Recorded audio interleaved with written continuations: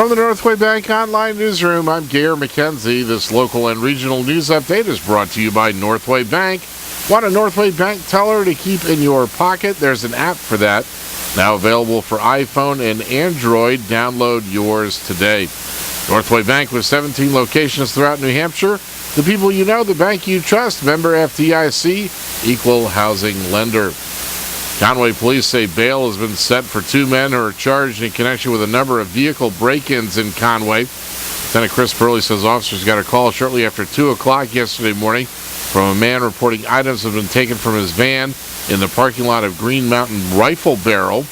When officers arrived at the lot at 153 West Main Street, they discovered several vehicles had been broken into, and a .45 caliber handgun was one of the items taken. Here's Purley.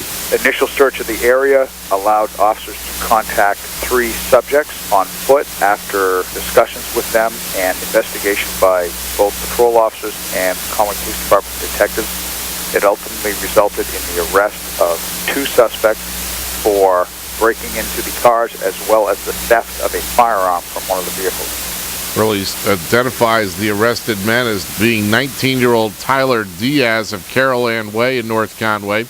He's charged with theft from a motor vehicle that allegedly included taking the gun. And 21-year-old Daniel J. Hurd of White Mountain Highway in Conway is charged with criminal liability for the conduct of another.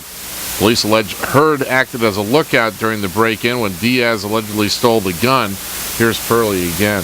Criminal liability has the same penalty as the offense for which you assisted or aided. In this case, the theft of a firearm in New Hampshire is a Class A felony, punishable by up to 15 years in New Hampshire's prison and a $4,000 fine. A Conway District Court judge set bail for Diaz yesterday at $10,000 cash and for Hurd at $2,000 personal recognizance. Diaz is due back in court next week and Hurd later this month. Burley says both men were already out on bail from previous offenses that included alleged vehicle thefts. In another incident Tuesday afternoon, Conway police arrested a 35-year-old Hudson, New Hampshire man who was allegedly driving while intoxicated after first getting a report around 2 o'clock. A blue 2010 four-door Honda Civic was having, quote, lane issues and was being driven erratically on Route 16 in North Conway. Officers in North Conway ambulance responded to the area near Elvio's Pizza and discovered William F. Ranney of Hemlock Street. The driver of the Honda allegedly passed out in the car near the railroad tracks after he'd apparently stopped for a passing train. In addition to DWI, Ranney is also charged with transporting an alcoholic beverage. In Maine news, the focus is shifting towards settlement of Maine's 2-year state budget as the June 19th deadline to adjourn draws closer.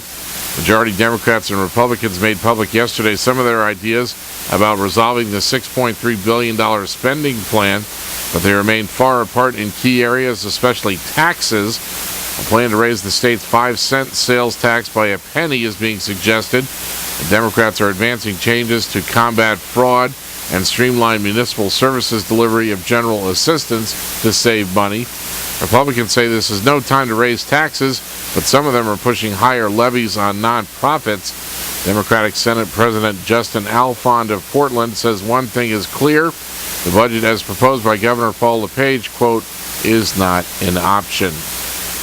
In sports, with an RBI from Kevin Pillar and a homer by Brad Glenn, the New Hampshire Fisher Cats took an early 2-0 lead last night in Akron, but couldn't hold on defensively, losing 11-2 to the Arrows in Ohio. It was the Cats' 4th straight loss. Portland Sea Dog pitcher Drake Britton pitched 8 scoreless innings and got plenty of offensive support as his Dogs went on to shut out the Erie Seawolves 6-0 in Pennsylvania last night. The Texas Rangers beat the Boston Red Sox 3-2 last night. The Bruins beat the Pittsburgh Penguins 2-1 last night in the second overtime. They now have a 3-0 series lead in the Eastern Conference Finals.